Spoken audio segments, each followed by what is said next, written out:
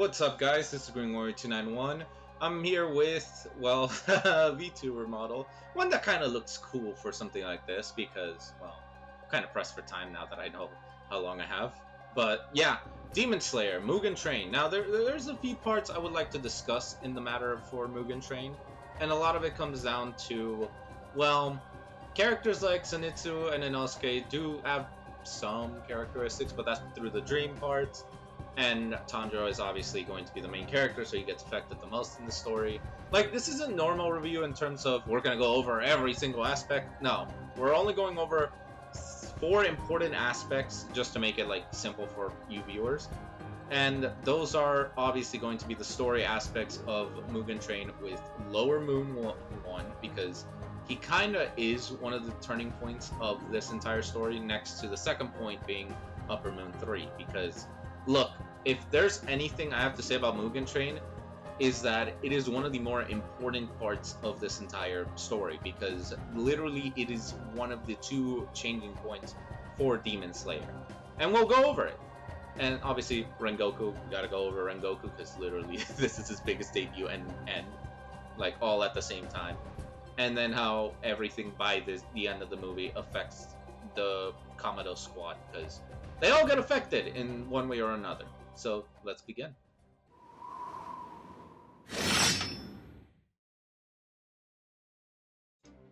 Okay, so the story of Mugen Train, Part 1.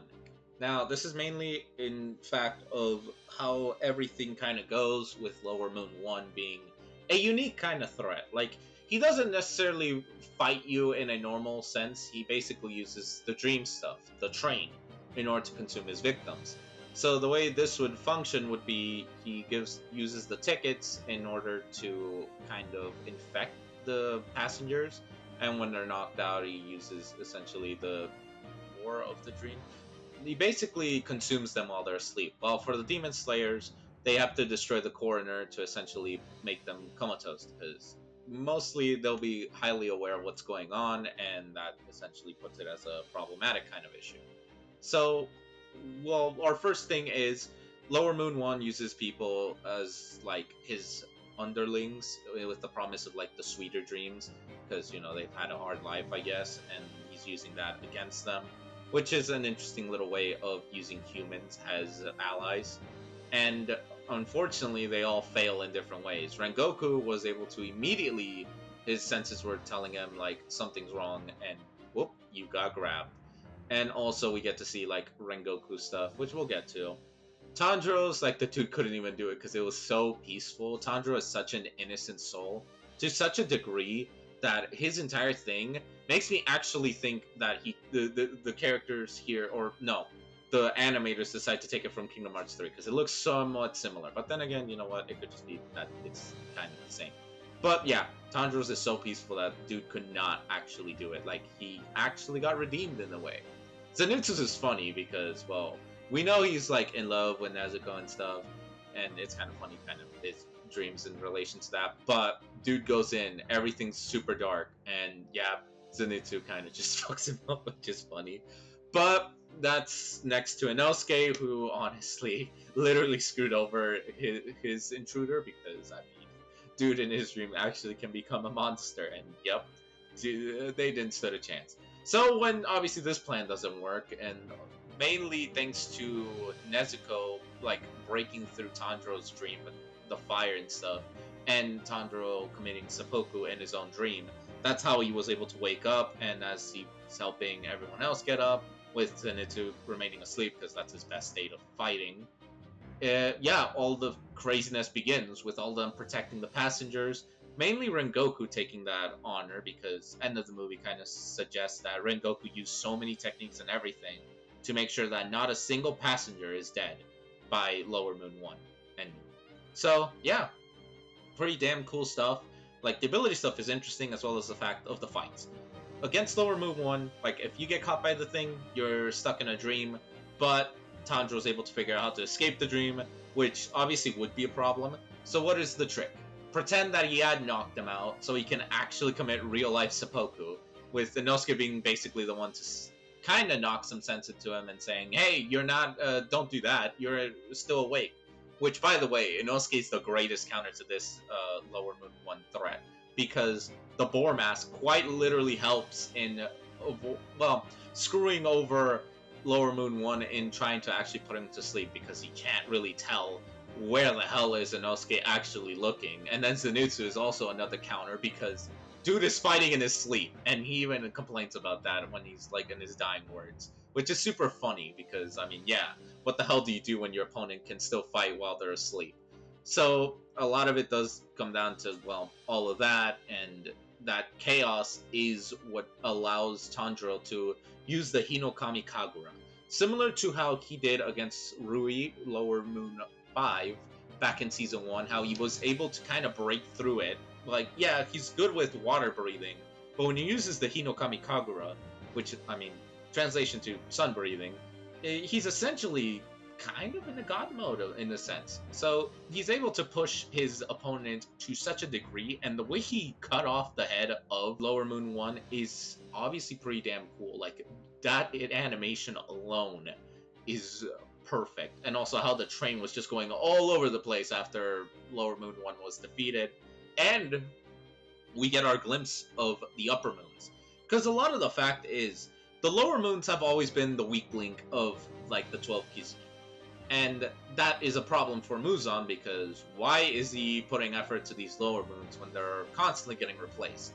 And Lower Moon 1 was an exception. He basically showed that he didn't really give a shit if he died or not by Muzan, so he was given a second chance by getting a shit ton of Muzan's blood, which powers him up. And even then, he still lost.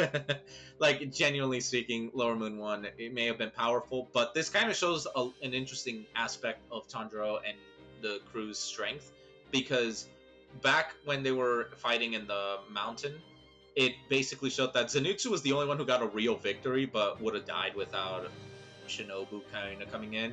Inosuke would have died in his fight for sure if Gyu hadn't come in.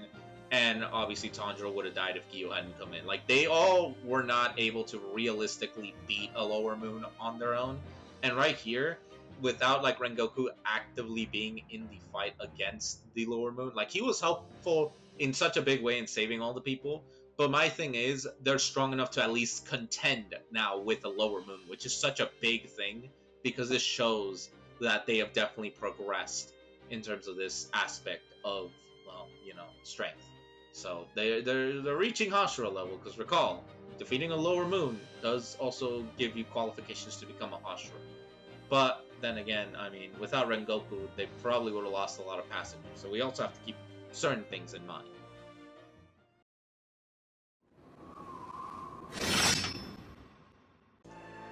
Now, with the Lower Moon 1 portion kind of done with, because it's mainly just kind of thinking on how that aspect changed Demon Slayer, we now have to discuss Akaza, Upper Moon 3, because his introduction quite literally changed the way the power structure is. Rengoku is kind of considered the middle ground of the Demon Slayers because of his abilities. Flame breathing is closest to sun breathing, so it essentially means that it's one of the stronger breathing styles. But also the fact that he has good speed, as shown in his own standalone episode. And also that, I mean, dude saved a shit ton of passengers on his own, so it also shows that dude is pretty much top tier. But whenever Lower Moon 1 came into, like, here, it changed the way the entire structure is, because it showed why the Upper Moons haven't been changing in, like, well, you know, centuries and stuff. It's because these fuckers are pretty damn strong. And having them fought against a Hashira, now we've seen Hashira, Gyu, easily defeated one of the Lower Moons. These guys barely were able to beat Lower Moon 1, and a powered up Lower Moon 1, by the way. And yet, for Akaza, none of them would have been able to do anything. Even Inosuke, whenever he wants to help, he literally says, if I jump in, I'm just gonna get myself killed. Like, Rengoku on his own, yeah, he was holding his own. And I know people like to think, well, he's giving Akaza some trouble, so maybe it's like 50%. And I mean, I guess, but the problem comes down to, you can clearly see Akaza's just fucking around. Like, dude is having the time of his life, because Rengoku is such a strong person, a strong character, and strong personality that, yeah, he mostly wants him to accept the deal of becoming a demon, so that way if he does become a demon, that fighting style can become strong enough to give Akaza an actual challenge, something that he can attain, a life training partner per se. But that's the thing. Akaza is Rengoku's foil, and Rengoku is Akaza's foil. And this is because it's one of a demon who wants to definitely get stronger, but has lost his humanity. While Rengoku, despite like the fact that being a demon could save his life in specific scenarios, make him stronger to defeat Akaza, that also means he would lose his humanity, which he was taught not to by his mother. So it's an interesting contrast about keeping your humanity, which kind of goes into the theme of this entire Mugen train. Because a lot of the people who helped Lower Moon 1 had kind of wanted to abandon their humanity because they're helping a demon. While obviously we have Tanjiro and crew, like they are fighting as humans. They're keeping their humanity. And in this fight, it's very prevalent because, I mean, Rengoku's putting everything he can on this fight. And while Akaza is literally pushing him as much as he can in order to defeat Rengoku. Well, not really to defeat him, mainly to just see how long before, I mean, either Rengoku accepts the deal or he dies. It's one or the other. And that final part where it seems like Rengoku finally is able to overcome this giant obstacle, nah. Like, you could literally tell Akaza was not impressed. And yeah, this is where the turning point comes in, because a Hashira is killed. And keep in mind, Hashiras are the top tier levels of the Demon Slayer Corps. Having one of the top tiers be defeated by one of the top tiers of the demon side is quite telling, because that means that one single Hashira cannot defeat an Upper Moon, at least not alone. And that is pretty telling. Even when, like, he's in his deathbed and Akaza's like, you have to accept my deal so you don't die. Obviously the Rengoku memory helps out, and that kind of triggers, like, the final attempt to cut the demon's head off. And we have this tension, amazing music coming in, the sun is coming out. This is the final chance to maybe not defeat him outright, but to make sure the sun does the job. And this fails. Like, Akaza's desperation. And I doubt Inosuke would have been able to do it. Like, I think he would have ended up getting killed if he actually managed to start cutting his head off. But yeah, desperation caused Akaza to escape, like destroy his own arms, because they were kind of, he was being halted. And then he started running away. Obviously, Tanjiro throws a rant at him, how he's a coward, that he's not going to stick around and like actually finish the fight, that the Demon Slayers are always fighting and they're like on disadvantage because if they lose a limb, it's gone. If they get injured, it takes so long to heal. Like, he's justifiably frustrated, and obviously Akaza's super mad because, you know, he's not really running away for that reason, and he feels insulted by that. That and also Tanjiro landing a hit on him with the sword was pretty funny. And obviously, Agneska's not gonna like that. But not the point. Point is that Akaza could not. Like, yeah, he killed Rengoku, but the biggest thing is that he failed in the mission because, let's be real, he was sent there to kill Tanjiro, that failed. And not to mention, he failed to essentially convert Rengoku into a demon, and he basically didn't really do much.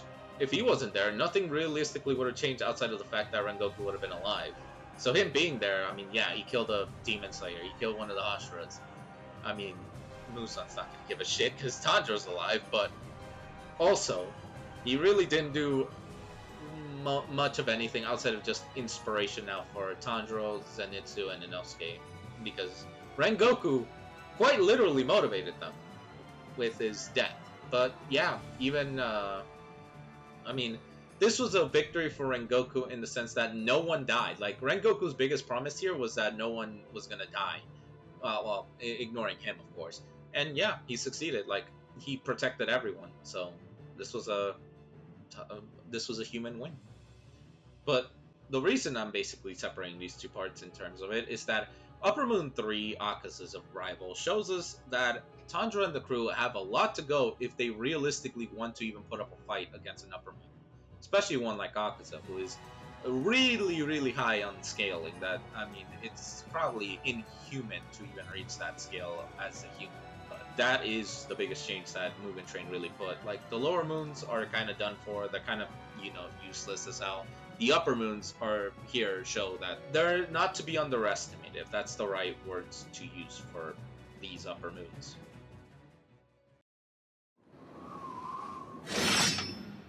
Now, when it comes down to Rengoku, like, he is the pinnacle of being a Hashira. And I don't mean it like in terms of being the strongest. It's the fact that he holds the values in such a way that you just can't help but respect him, because like the dude went out his way to help others. He, in his own episode, he's shown to be super energetic, super positive, and even when you see the other Hashiras and their opinions of Rengoku, it is like a lot of positive things. Rengoku is quite literally one of the lifelines of the Demon Slayer Corps, next to the leader of the Demon Slayer Corps, because obviously he is the main guy. But when it comes down to it, Kyojuro Rengoku is one of the most pivotal characters of this entire story, despite only realistically having the biggest and only arc of Mugen Train, where his involvement is critical. And I say this because outside of the fact that he led the events where Tanjiro would be able to learn of more of the Hino Kagura, he also is the catalyst for Tanjiro, Inosuke, and Zenitsu's developments. Each one of them had some impact thanks to Rengoku. And yes, he died. Like, let's be real. He didn't really stood a chance against Akaza. Dude is strong, and if anything, he's like the mid-tier. He's the average level of strength, where you have the Stone Hashira, who is the pinnacle of strength, the strongest, and Shinobu, being essentially not necessarily the strongest. She is definitely one of the weakest ones, and she cannot actually cut off a demon's head and has to rely on poisons and stuff. She is the fastest, well, one of the fastest, and it kind of puts it that he is in the middle of a lot of things in terms of strength and speed. But what helps him out is flame breathing. Flame breathing is, well, one of the derivatives of sun breathing, one of the 5 main ones. And obviously flame is close to sun breathing than, say, water or stone or thunder.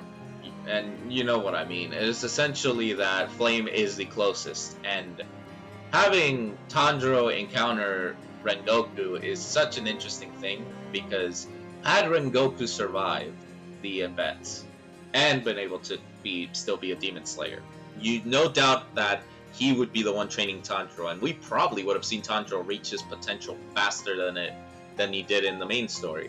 But it's clear why he didn't. It's more that this was a lesson for Tanjiro, that, I mean, he needs to get stronger, not just for Nezuko's sake, but now for his friends, who obviously could have died if it wasn't for Rengoku pushing himself, and someone he definitely looked up dying. I mean, that hurts. And it's just a lot to say for our Flame Hashira, because honestly, it's clear that his death affected all of the Hashiras in different ways. A lot on grief, a lot on maybe not showing it, but obviously you have Giyu, who barely even shows emotions, and Muichiro, who's kind of struggling because of the whole amnesia stuff and that kind of side, but they're definitely hurt. Like, every single one of them are hurt. Hell, you have some that are in denial, and one that just keeps getting even more angry. But that's the thing, Rengoku is so popular, and even within the fan base, he is extremely popular. Now, don't get me wrong, Akaza is one of the most popular demons because, obviously, of his backstory and stuff. But when he killed Rengoku when the movie came out, when that entire sequence was out, he was one of the most hated characters, because Rengoku was really loved. And genuinely, he is probably one of the lifelines of Demon Slayer, showing the consequences that even the strongest, even the Hashiras, can still be weak to one of the strongest demons. And despite my whole consensus in the previous part that, yeah, Akaza's fucking around with Rengoku, and clearly showing that, I mean, if he really wanted to, he could end this, like, within a second. Like, Rengoku still showed himself to be a powerful foe. Even though he was at his limits, he showed himself that he's gonna set his heart ablaze and give it his all, regardless of what happens, which is inspiring, if anything else. And yeah, that is what Kyojuro Rengoku is, an inspiring, supporting character in the Mugen Train arc. One who genuinely changed a lot. Like, he genuinely showed what is a true strength of a Hashira, where Tanjiro and the crew have to get to, and the obstacles they still need to overcome.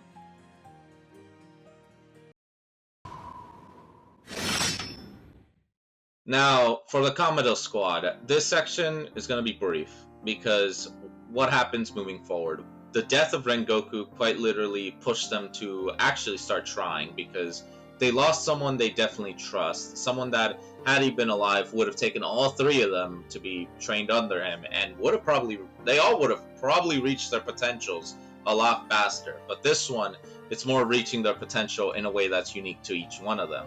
Now, obviously, for Zenitsu specifically, the training Hashira arc is where he really shows, maybe not fully because that'll be shown in Infinite Castle, but it shows where more or less he's finally about to stop being scared per se and actually start trying. But I don't want to go too much into that area. For this one, it's just they each were affected by Rengoku's death, and moving forward, they all obviously give it their all because Entertainment District arc is where you see them at the beginning, where they're definitely at their best. And I mean, it's even commented that during after this that Zenitsu's definitely trying more missions on his own, definitely pushing himself.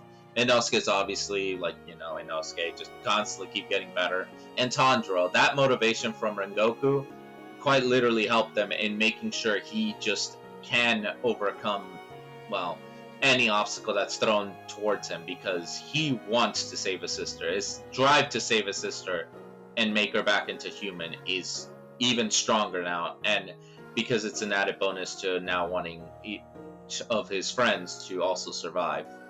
But yeah, the Kamado Squad had a big effect because obviously moving forward, they have to now push themselves into trying their best if they want to, well, reach the Hashira level.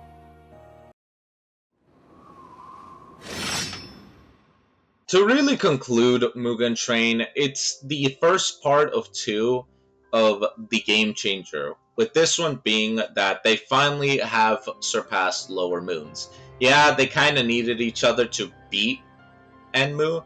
However, I genuinely think that that's fine because I mean, even Hashiras cannot defeat Upper Moons, which are the pinnacle of the demons outside of Muzan. But that kind of shows that they still have a long way to go. This power scaling of Lower Moons is no longer relevant. They've reached it for sure. It's now time for them to start aiming higher, Upper Moon level. And Akaza's arrival shows that there's still more to go before they can really reach and defeat Muzan. Not to mention, they still have a long way to go by this point in order to reach Hashira levels, because that's going to take them quite a bit before they can even reach a Hashira level strength. But I think Mugen Train showed a lot of fun moments, a lot of serious moments, and genuinely one of the most heart-fulfilling moments. Rengoku's speech is genuinely one of the most tear-jerking moments to hear because it's motivating. It's sad, but it's motivating, and it definitely just sums up the type of person Rengoku is. He was raised with amazing strength, and he followed his mother's wishes to use that strength to protect others, to protect the weak, and not abuse it, which is the core thing of Rengoku. And the fact of this whole thing is that to keep true to oneself, and to essentially not let demons, like, destroy one's person. Even though Rengoku died, this death actually pushed Tanjiro and the crew to eventually be able to overcome obstacles like Upper Moons, as as shown in Entertainment District arc, and for Tanjiro's case, shown in the Swordsmith Village arc. This was the stepping stone needed in order for them to start reaching higher planes of strength. But as an arc and movie, it definitely did its job, and I definitely say it's a 9 out of 10. Overall, I think Mugen Train is probably one of the most memorable arcs because outside of just the unique way of how Lower Moon 1 uses his abilities, Akaza's arrival and all of that really did change Demon Slayer to and fundamentally, because now they have to head to a different kind of level of strength. But yeah, overall, I hope you all enjoyed this video, and yeah, I'll see you all next time. This is Green Warrior 291 signing out. Peace.